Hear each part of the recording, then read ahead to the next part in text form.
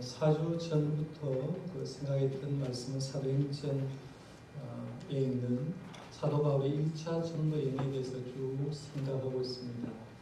석주 딴 말씀 생각하고 오늘 사도행전에 돌아왔기 때문에 어느 말씀을 생각해야 될까, 어디까지 왔는가를 좀 반복해서 생각해 보려고 하는데요. 1차 선교행의 출발점이 어디냐라고 말하면 안디옥 교회다라고 볼 수가 있죠. 수리아에 있는 안디옥 교회. 안디옥 교회는 5명의 훌륭한 지도자가 있었는데 성령님께서는 특별히 이 바나바와 사울을 따로 띄어서 선교사로 임명하게 되고 금식하고 기도한 다음에 이 바나바와 사울을 선교사로 파송을 하게 됩니다.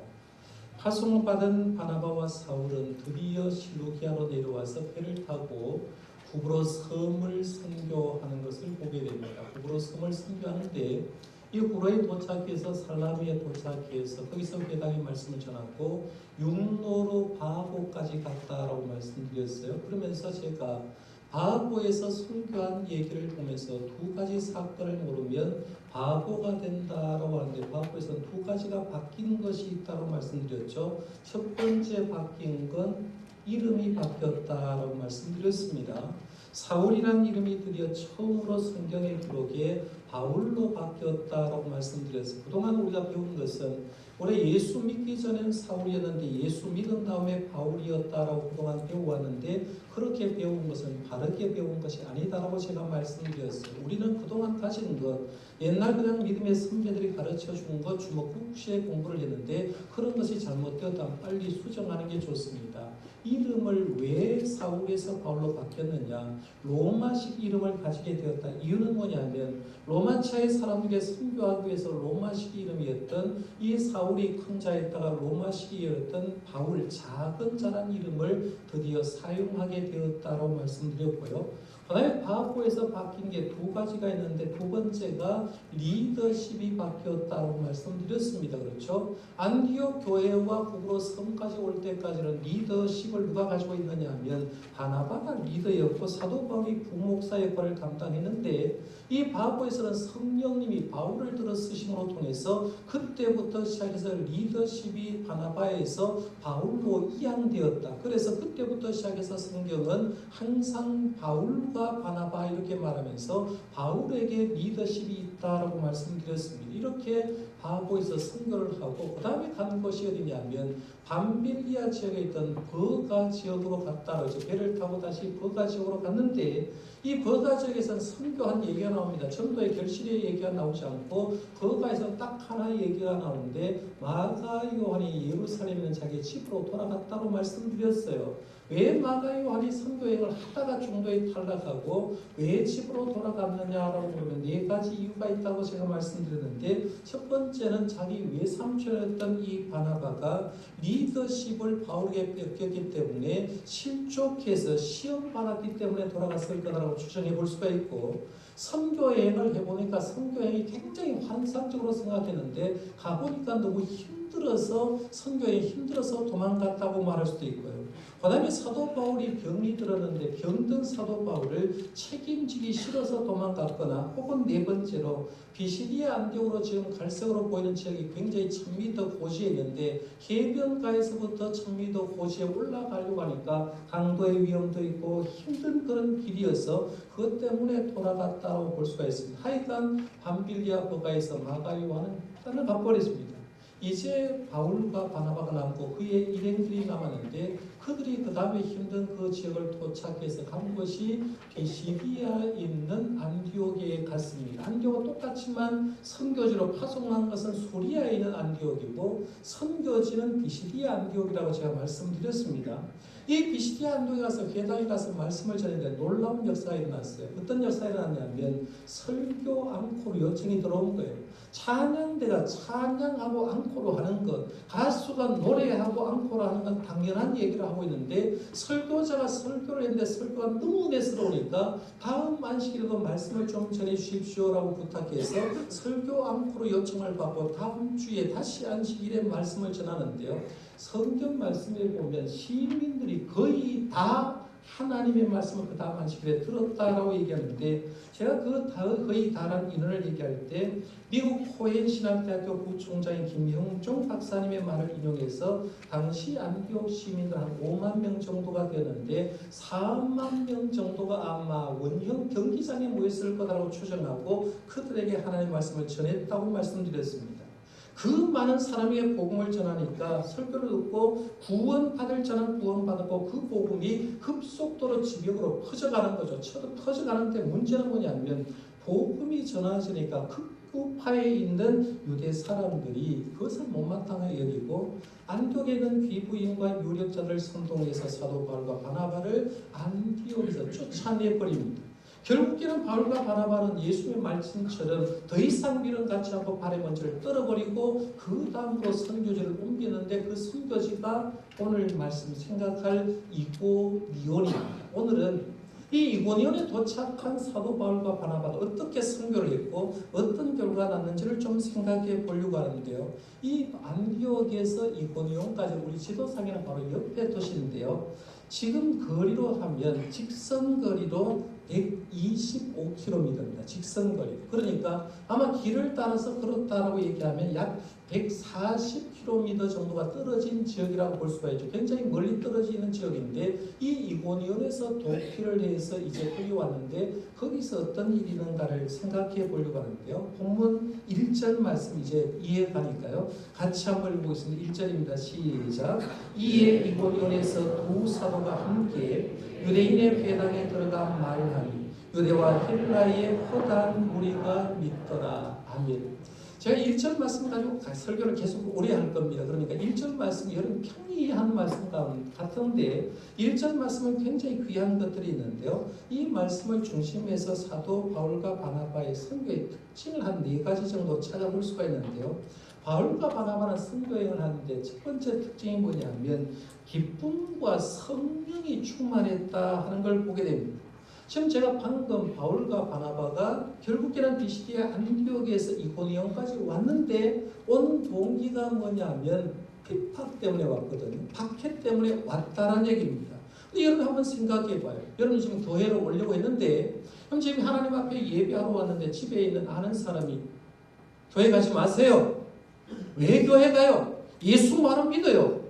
그리고 예수 믿는 게 뭐 좋다고 믿어요라고 하면서 여러분의 신앙을 박해했다고 생각해 보세요. 교회 오는 걸 교란시켰다고 생각해 보세요. 그러면 교회 왔는데 마음이 과연 어떠했을까 하는 거죠. 예배를 드리는데 뭔가 기쁨도 없고 성령 충만도 없을 가능성이 많습니다. 그러면 바울과 바나바도 비시디아 안디옥에서 복음 전하다가 박해자들에 의해서 박해를 받아서 이고니온으로 왔는데 그들의 마음은 어떠했을까라고 보니까 오늘 말씀 1절 앞부분에 보면 52절 13장 52절에 이렇게 말합니다. 제자들은 기쁨과 성령이 충만하니라 라고 얘기합니다. 핍박이 왔는데도 그들은 슬퍼하지 않았다는 거죠. 아마 이건 안디옥 교인들도 마찬가지였을 거고 바울과 바나바도 역시 마찬가지였을 겁니다. 그들은 주변의 사람이 핍박해도 슬퍼하지 않았다는 거예요. 주변의 사람이 나를 괴롭게 해도 그 사람의 심령 속에 기쁨이 충만하고 그 사람의 속에는 성령이 충만했다는 거예요. 기쁨이 충만하고 성령이 충만하니까 박해받아서 여본으로 왔는데 첫 번째 하는 일이 뭐냐면 또 거기서도 복음을 전하고 있다 하는 겁니다. 저는 우리 성도님들이 저와 여러분들이 예수님 때문에 기쁨으로 충만하시기를 바랍니다.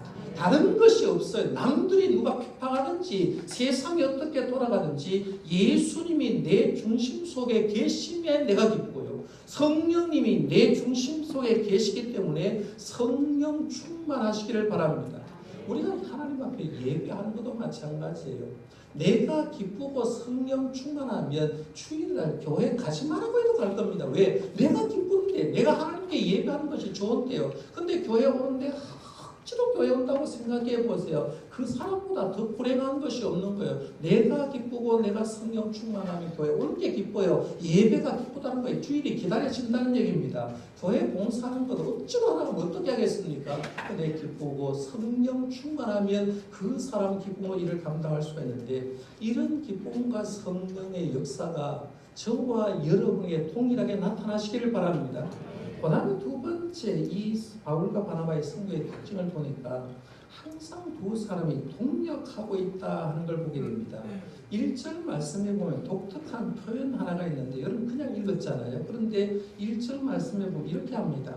이에 이고니온에서 두 사도가 함께라고 했어요. 두 사도. 두 사도는 누구를 얘기할까요? 하나는 사도 바울이죠. 또 한 사람은 누구예요? 바나바입니다.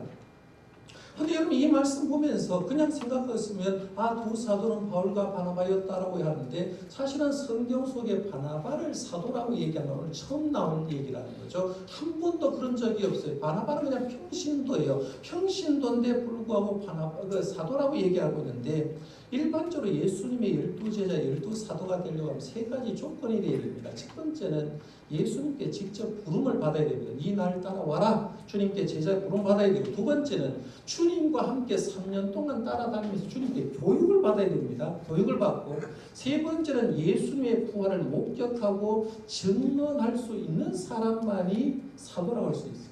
사도 바울도 선교하면서 헐 고민스럽고 교인들이 괴롭힌 게 뭐냐면 너 예수님과 3년 동안 따라다니지 않았지 않냐. 예수님께 부름을 받고 부활은 아는데 예수님께 부름 받았는데 3년 동안 공생의 사역을 함께 하지 않았기 때문에 사도 바울의 사도권을 늘 의심했어요. 그러니까 사도 바울은 나는 사도라고 계속해서 강조를 합니다만은 사도 바울도 사도권 때문에 힘들었는데 오늘 말씀에 보면 바나바도 사도라라고 얘기하는 거예요. 그런데 왜 바나바를 사도라고 했느냐 하면 일반적으로 헬라에서는 어떤 목적을 두고 사람을 보내거나 일을 시킬 때 그 사람을 사도라고 했다는 거죠. 헬라 시대. 그러니까 안디옥에서 선교사의 사명을 받고 보내심을 받아서 하나님이 일을 했기 때문에 그 일 때문에 헬라어 문화권 속에 있었기 때문에 바나바도 사도라고 이렇게 불렀다는 겁니다. 중요한 것은 이 두 사람이 지금 동력하고 있다는 얘기입니다. 여러분 신앙생활 할 때요. 왜 교회에 오는 게 필요할까요? 왜 교회가 필요할까요? 왜 신앙의 동력자가 필요할까요? 이렇게 하면 되잖아요. 내 혼자 집에서 성경 보고 그러죠? 방송만 틀면 유명한 목사님 설교가 나오니까 방송 설교 들으면 되죠. 헌금 교회하지 않고 그냥 내가 쓰고 싶은 대로 가난한 자를 구제를 하고 설교하면 될 것 같아요. 내가 혼자 성경 보고 내가 집에서 방송 설교 듣고 내가 하나님이 원하시는 대로 쓰면 될 것 같은데 절대로 그럴 수는 없어요. 그 사람의 신앙은 절대로 쓸 수가 없어요. 왜냐하면 우리에게 교회가 필요하고 신앙의 동력자가 필요한 이유는 크게 세 가지입니다. 하나는 뭐냐면 혼자서는 신앙과 인격이 성숙하는 것이 불가능하기 때문에 그렇습니다. 요즘 덜합니다만 옛날 어르신들은요 자녀를 출가시킬 때 외아들하고 외동딸에게는 잘 안 보내려고 했어요. 그 집 외아들이다 며느리감 구한다고 하는데 그 집은 안 보내려고 했어요. 딸 하나밖에 없다라고 하면 그 집에 안 보내려고 했습니다. 사위 안 보내려고 했어요. 이유는 뭐냐면 지금이야 뭐 아들 하나 놓고 둘 놓고 그런 것밖에 안 되기 때문에 전부 다 외아들과 외동딸이 될 수가 있지만 옛날에는 절대로 그렇지 않았잖아요. 근데 혼자 사는 사람의 문제가 뭐냐면 인격의 균형을 맞추기 어렵다는 거죠. 혼자 크다 보니까 혼자 사랑을 하다 보니까 자기가 독불장군인처럼 뭔가 대단하다고 생각하는데 형제가 많은데 한번 보세요. 7남매 8남매 큰데는요 자기 주장했다가 형한테 대번대 들어갔습니다. 내가 내 소리 했다가요. 내가 어떤 표현을 하고 내 못마땅하다고 해서 가정의 룰을 어기면 형님이나 누님 그냥 두지 않습니다. 그러니까 7남매 8남매 크다 보면 그 속에서 위계 질서도 배우고 인격이 뭔지 배우고 남들의 생각도 배우고 내 생각도 죽이는 법을 배우는 거죠. 그러니까 그렇게 큰 사람하고 혼자서 큰 사람은 차이가 나는데 우리가 교회 생활도 마찬가지예요. 교회 생활 하다 보면 주님의 몸된 지체라고 얘기하자면 별의별 사람이 다 있는 거예요. 별의별 사람이 다 있는데 그 사람과 교제를 하면서 느끼는 게 뭐냐면 내 자연적인 인격과 신앙 인격이 형성되어 가는 거예요. 아 저런 사람도 있구나. 나도 이렇게 할 수 있구나라고 하면서 자연적인 인격이 성숙해 가는 거죠. 그러니까 교회가 필요하고 동력자가 필요하다는 거예요. 두 번째는 혼자서는 지속적인 신앙을 절대로 유지할 수가 없습니다. 여러분 혼자서요. 집에서 예수 잘 믿는다고 해서 1년 정도만 믿어보세요. 그 사람 절대로 예수 못 믿게 돼 있습니다. 신앙인은요. 한 주, 두 주 교회만 빠져도 믿음은 급속도로 추락하게 돼 있어요. 왜? 우리는 교회를 통해서 믿게 되기 때문에 그래요. 그 다음에 세 번째는 하나님의 일을 효과적으로 추진할 수가 없습니다. 예수님은 12제자를 파송할 때 70인 전도들을 파송할 때 항상 둘씩 파송했거든요. 하나님의 일을 하는 데는 절대로 혼자서 하게 만든 게 아니라 동력해서 하게 했다는 거예요. 그럼 가만히 한번 생각해 봐요. 바나바가 속 좁은 사람 같으면 우리가 바보에서 리더십이 이양됐지 않습니까? 그러면 바나바가 우리 같으면 어떻겠습니까? 구브로가 누구 고향이라고 했어요?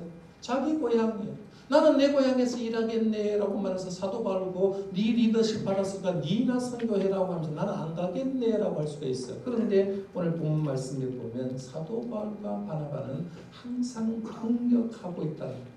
여러분 신앙생활하면서요 독불 장군처럼 하지 마십시오. 교회에 왔다가 가만히 보면요 축도하기 전에 도망가는 사람이 있어요. 2부에는 잘 없어요. 1부에 도망가는 사람이 있어요. 목회자하고 인사하는 거 힘듭니까? 아니잖아요.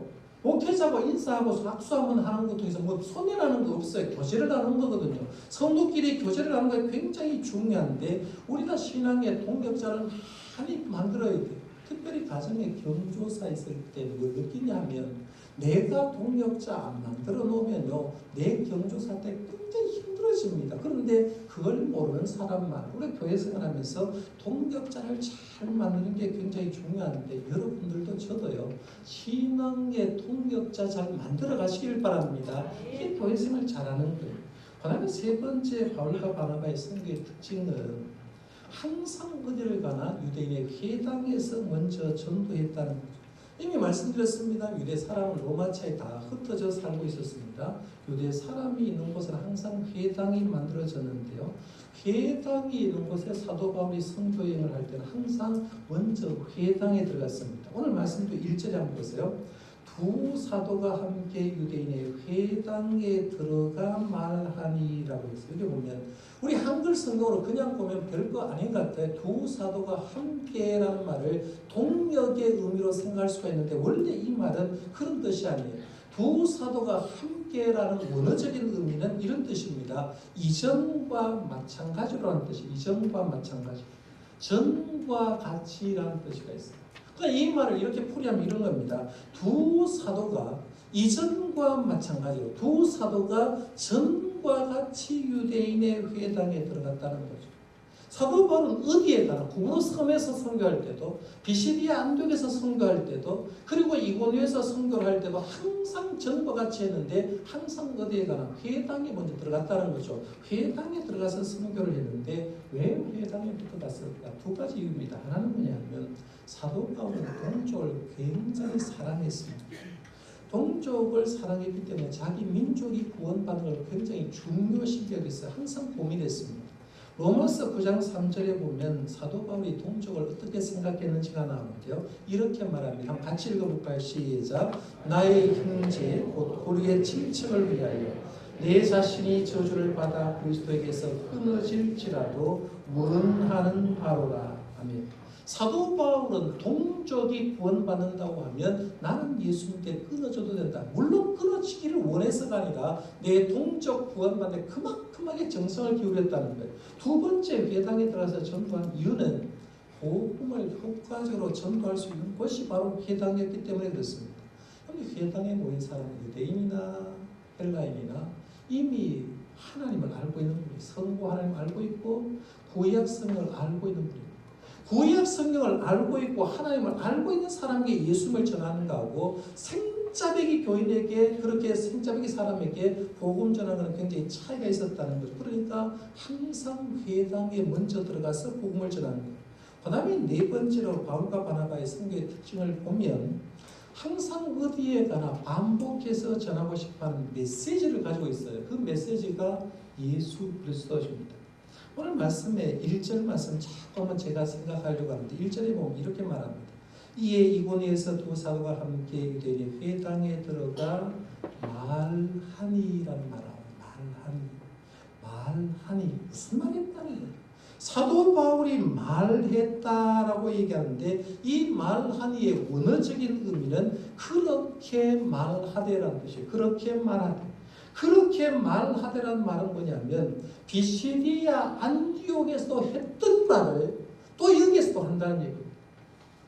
무슨 말이냐면 지금 목회자처럼 설교를 하는데 지난주도 하고 오늘 다른 설교를 한 게 아니라 사도 바울은 설교를 하는데 구브로에서 섬에서 설교할 때나 전도할 때나 비시디아 안디옥에서 전도할 때나 지금 이고니온에서 전도할 때나 똑같은 말을 하고 있다는 거죠. 말을 했는데 언제 말을 하냐면 똑같은 말을 반복해서 얘기한다는 거예요. 그 반복해서 얘기하는데 성경 말씀 잘 보세요. 사도행전에 보면 베드로 사도가 성령 충만해서 설교를 합니다.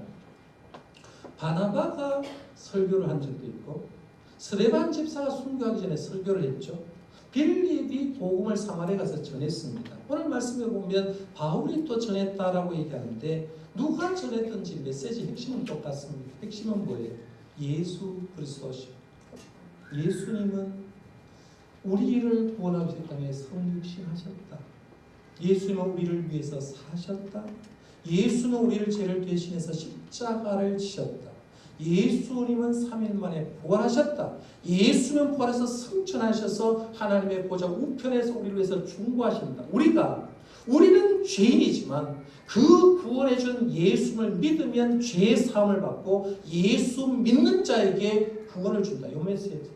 간단한 메시지입니다. 그러니까 설교 준비할 시간이 필요가 없어요. 어디든지 가나 예수님 우리를 위해서 오셨고 예수님 위해서 우리에서 사셨고 우리를 위해서 죽으셨고 우리를 위해서 부활하셨고 우리를 위해서 하나님 보좌 우편에 우리를 위해서 중보 기도하고 계시고 우리가 그 예수님 믿으면 죄 사함을 받고 우리는 구원 받는다. 이 메시지 항상 어디에 가나 예수님이 들어가 있다. 사도 바울의 경우에는 예수님이 인생 전체를 바꿔버렸다. 예수님 만나기 전에 사도 바울 대단한 사람입니다. 집안 짱짱했죠. 한국으로 말하면 서울대 나오고 서울대 대학원 나온 사람입니다. 최고의 학부모, 최고의 엘리트였어요. 그런데 그가 다메섹 도상에서 예수님 만나고 나서는 뭐라고 얘기하느냐면 내가 그동안 알고 있는 것, 내가 지금 가지고 있는 것, 이 세상에서 가장 귀한 것이 뭐냐 했을 때 예수님 빼고는 아무것도 없습니다라고 고백하는 거예요. 이 고백한 두 구절만 제가 한번 소개해 드릴게요. 고린도전서 2장 2절 이렇게 말합니다. 내가 너희 중에서 예수 그리스도 앞에 십자가에 못 박히시는 것 외에는 아무것도 알지 아니하기로 작정하였음이라고 했어요. 예수 그리스도와 그의 십자가에 못 박히시는 것 외에는 아무것도 알 필요가 없다고 했어요. 갈라디아서 6장 14절에 보면 그러나 내게는 우리 주 예수 그리스도의 십자가 외에 결코 자랑할 것이 없으니 그리스도로 말미암아 세상이 나를 대하여 십자가에 못 박히고 내가 또한 세상에 대해서 그러하리라고 얘기합니다. 사도 바울은 예수님 만난 다음에 항상 예수님의 십자가예요. 예수님의 부활을 얘기하는 거예요. 그러니까 이고니온에 도착해서 말하는데 설교한 내용은 지금 안 나와요. 설교한 내용이 안 나오는데 그 설교한 내용을 한마디로 압축해서 말했다. 예수님에 대해서 말했다. 예수님에서 말했다라고 얘기하는 거예요. 저와 여러분이 가장 귀한 건 뭡니까? 여러분 누가 와서 톡 건드리면 뭔 얘기 나올 겁니다. 예수를 믿는다고 하면서 사실 우리 예수 믿는 사람은 언젠가 모르게 돈이나 명예가 있을 수가 있어요.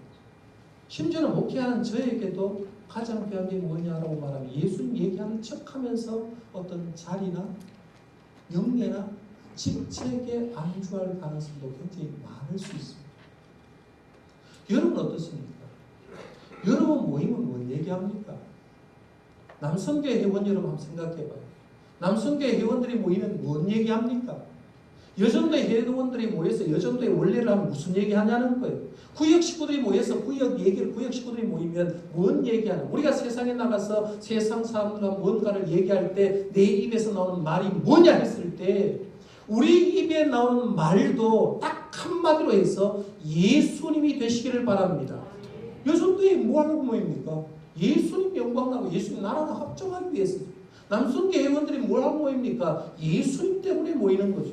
이런 모임이 되면 우리들도 마찬가지로 언제 어디서나 입만 열면 바울처럼 예수님 얘기하고 십자가 부활 얘기하고 예수 믿으면 죄사함 받고 예수 믿으면 구원받는다는 말을 내 입에서 할 수 있기를 바랍니다. 이게 사도 바울의 성도의 특징이었다는 거예요. 자, 그러면 정리 한번 해보겠습니다.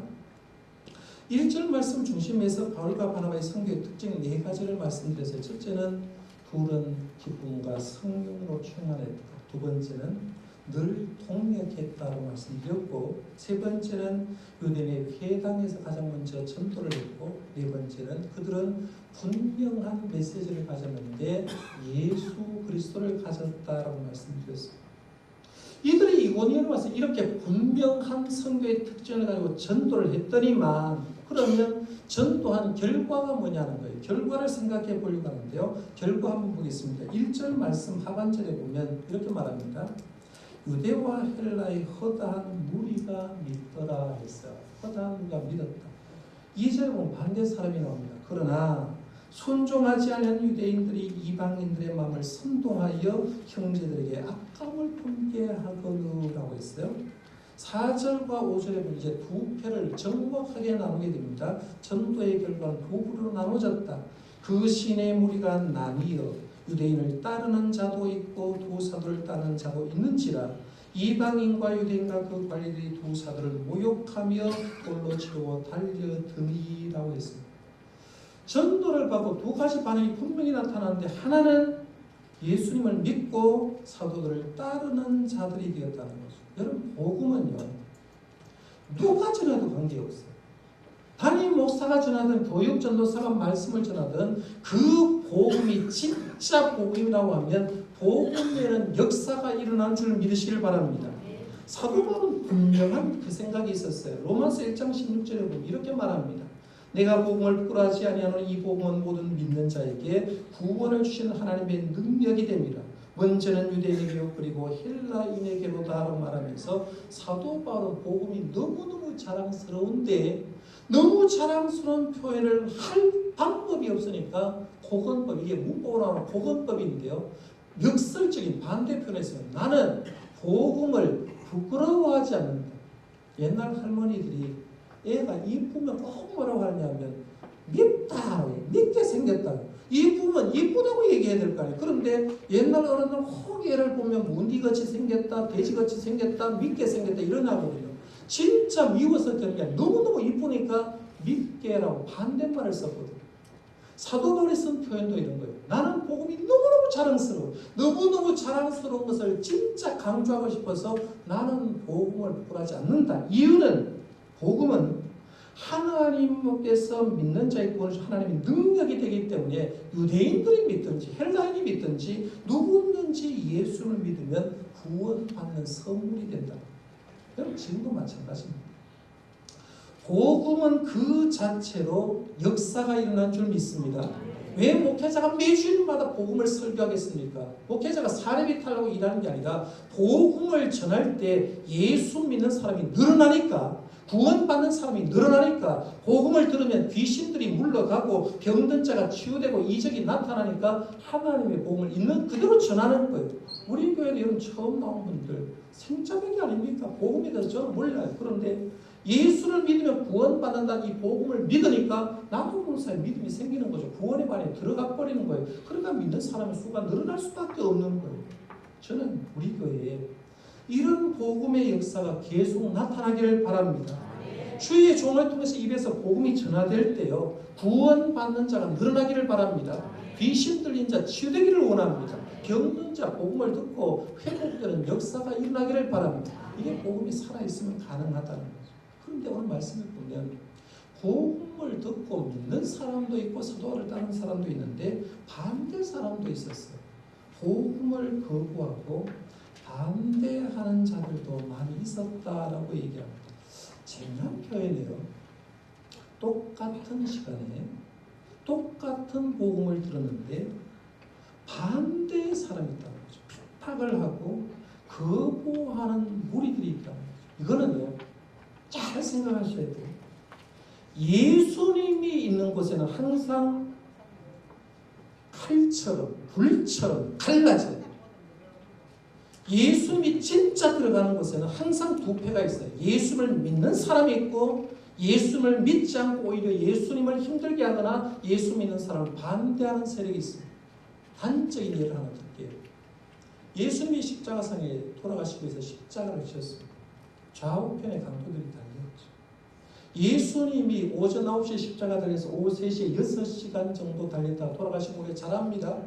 주님이 십자가에 달려서 돌아가시고 그리고 7마디의 말씀을 하는데 그 예수님의 모습을 보고 예수님의 말씀을 듣고 성경 말씀을 보면 우편 강도는 예수님을 믿어버립니다. 저분이 메시아구나라고 믿어요. 그러면서 하는 말이 예수여 당신의 나라에 임하실 때 나를 기억하소서라고 말하면서 예수를 메시아로 받아들이고 예수님 천국 갔을 때 나를 받아달라고 기도합니다.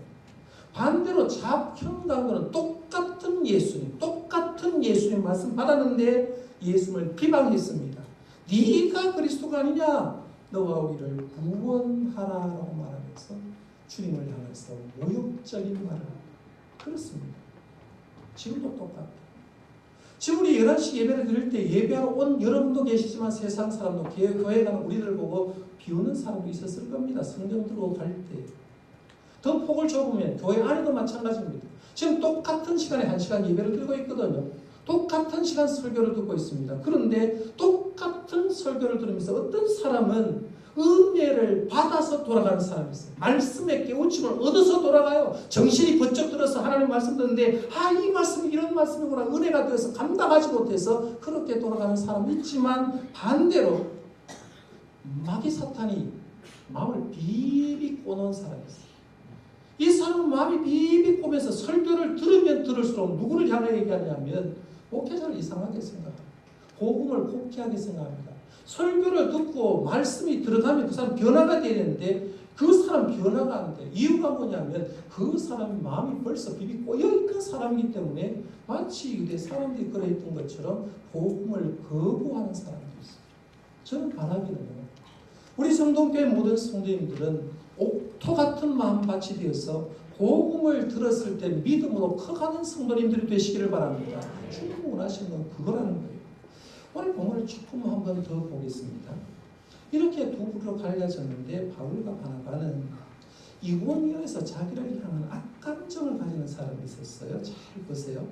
그 사람이 있었을 때 어떻게 했는가를 3절은 이렇게 말합니다. 이제 마지막 절이니까요. 같이 한번 읽어봅니다. 시작. 두 사도가 오래 있어 주를 힘입어 당대히 말하니 주께서 그의 손으로 표적과 기사를 행하게 하여 주사 자기의 말씀을 증언하시니. 아멘.